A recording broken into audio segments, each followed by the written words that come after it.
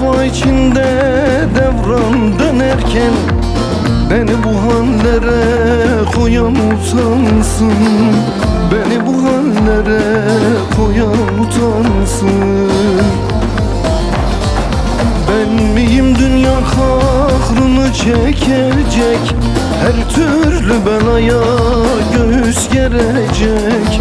Ömür yel oldu esip geçecek. Beni bilen bilir kendine baksın.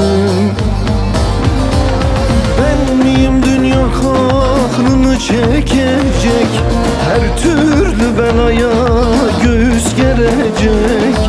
Ömür yel oldu esip geçecek. Beni bilen bilir kendine baksın.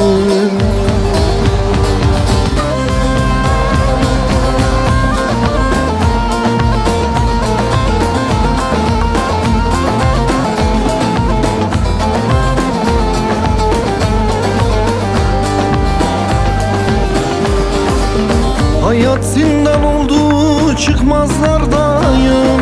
Gün yüzü görmedim, her gün dardayım.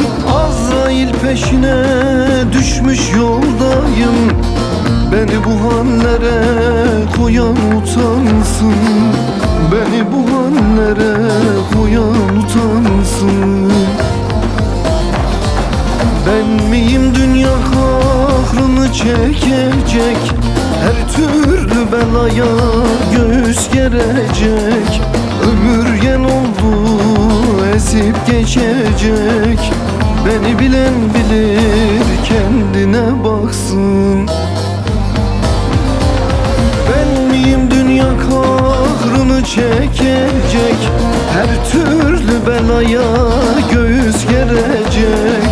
Ömür yel oldu esip geçecek. Beni bilen bilir kendine baksın.